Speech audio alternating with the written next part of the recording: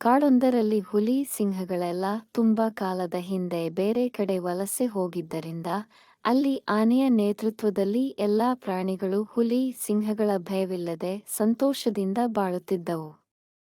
ಕಾಡಿನ ಪಕ್ಕದೂರಿನ ಮನುಷ್ಯರು ಆಗಾಗ ಪ್ರಾಣಿಗಳಿಗೆ ತೊಂದರೆ ಕೊಡುತ್ತಿದ್ದುದು ಬಿಟ್ಟರೆ ಅವು ಸುಖಿ ಜೀವಿಗಳಾಗಿದ್ದವು. ಆ ಊರಿನಲ್ಲಿ ಒಂದು ಬುದ್ಧಿವಂತ ಮತ್ತು ನಿಯತ್ತಿನ ನಾಯಿ ಇತ್ತು. ಅದು ಯಾವತ್ತೂ ಯಾರಿಗೂ ತೊಂದರೆ ಕೊಡುತ್ತಿರಲಿಲ್ಲ. ಆದರೆ ತನಗೆ ತೊಂದರೆ ಕೊಟ್ಟವರಿಗೆ ಮಾತ್ರ ಕಚ್ಚದೆ ಬಿಡುತ್ತಿರಲಿಲ್ಲ. ಯಾರನ್ನೂ ಬೇಗ ನಂಬದೆ ನಂಬಿಕೆಗೆ ಅರ್ಹರೆಂದು ತಿಳಿದ ಮೇಲೆಯೇ ಅವರ ಜೊತೆಗೆ ಓಡಾಡಿಕೊಂಡು ಮನೆಗಳನ್ನು ಕಾಯುತ್ತಾ ಊರಿಗೆ ಕಾವಲುಗಾರನಾಗಿತ್ತು. ಅದಕ್ಕೆ ಮನುಷ್ಯರ ಮನಸ್ಸನ್ನು ಅರ್ಥ ಮಾಡಿಕೊಳ್ಳುವ ವಿಶೇಷ ಶಕ್ತಿಯೂ ಇತ್ತು.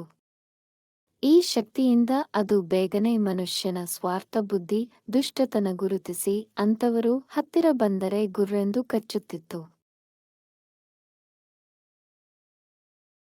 ಒಮ್ಮೆ 4 ಜನರಿಗೆ ಈ ನಾಯಿ ಕಚ್ಚಿದ್ದೇ ತಡ ಅದಕ್ಕೆ ಹುಚ್ಚು ಹಿಡಿದಿದೆಯೆಂದು ಊರಿನವರೆಲ್ಲ ಕೈಯಲ್ಲಿ ದೊಣ್ಣೆ ಹಿಡಿದು ಅದನ್ನು ಸಾಯಿಸಲು ಹೊರಟರು. ಇದರಿಂದ ಹೆದರಿದ ನಾಯಿ ಹೇಗೋ ಮನುಷ್ಯರ ಕೈಯಿಂದ ತಪ್ಪಿಸಿಕೊಂಡು ಊರಿಂದ ಹೊರಗೆ ಓಡಿತು. ಓಡಿ ಓಡಿ ಸುಸ್ತಾದ ಅದು ಊರಿನ ಜನರ ಸಹವಾಸವೇ ಬೇಡ, ಅವರ ನೀಚ ಬುದ್ಧಿಯೆದುರು ತಾನು ಬದುಕಲು ಸಾಧ್ಯವಿಲ್ಲವೆಂದು ಆಶ್ರಯ ಕೇಳಿ ಪಕ್ಕದ ಕಾಡಿಗೆ ಬಂತು. ಆದರೆ ಅಲ್ಲಿನ ಪ್ರಾಣಿಗಳು ತಮಗೆ ತೊಂದರೆ ಕೊಟ್ಟ ಮನುಷ್ಯರ ಜೊತೆಗಿದ್ದ ಊರಿನ ನಾಯಿ ಕಾಡಿಗೆ ಆಶ್ರಯ ಬೇಡಿ ಬಂದಿದ್ದನ್ನು ಒಪ್ಪಿಕೊಳ್ಳದೆ ಇದು ಮನುಷ್ಯನ ಕುತಂತ್ರವಿರಬಹುದೆಂದು ಅದನ್ನು ಹೊರಗೋಡಿಸಿದವು.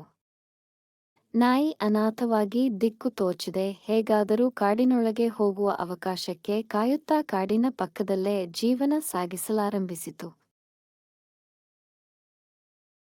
ಹೀಗಿರುವಾಗ ಕಾಡಿನಲ್ಲಿ ಚೆನ್ನಾಗಿ ತಿಂದು ದಷ್ಟಪುಷ್ಟವಾಗಿ ಎಲ್ಲೆಂದರಲ್ಲಿ ಆರಾಮವಾಗಿ ತಿರುಗಾಡುತ್ತಿರುವ ಮೊಲ, ಜಿಂಕೆ, ಕಡವೆ, ಕಾಡೆಮ್ಮೆಗಳಂತಹ ಪ್ರಾಣಿಗಳ ಮೇಲೆ ಊರಿನ ಜನರಿಗೆ ಆಸೆ ಹುಟ್ಟಿತು.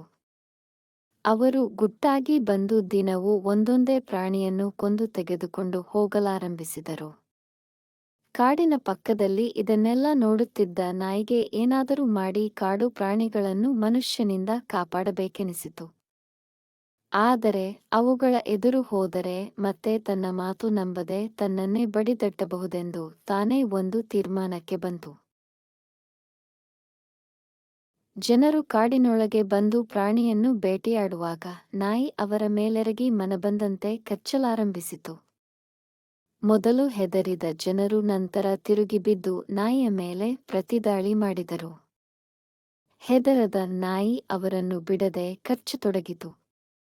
ಈ ಗಲಾಟೆಯ ಸದ್ದು ಕೇಳಿ ಓಡಿ ಬಂದ ಪ್ರಾಣಿಗಳಿಗೆ ನಿಜ ವಿಷಯವೇನೆಂದು ಅರ್ಥವಾಯಿತು. ತಕ್ಷಣ ಅವರ ರಾಜನಾದ ಆನೆ ಮನುಷ್ಯರನ್ನು ತುಳಿದು ಕೊಂದು ಹಾಕಿತು. ಬುದ್ಧಿವಂತ ನಾಯಿ ತನ್ನ ಪ್ರಾಣವನ್ನು ಲೆಕ್ಕಿಸದೆ ಪ್ರಾಣಿಗಳ ರಕ್ಷಣೆಗಾಗಿ ನಿಂತಿದ್ದರಿಂದ ರಾಜ ಆನೆ ನಾಯಿಯನ್ನು ಕಾಡಿನೊಳಗೆ ಸೇರಿಸಿಕೊಂಡು ತನ್ನ ದಂಡನಾಯಕನನ್ನಾಗಿಸಿತು.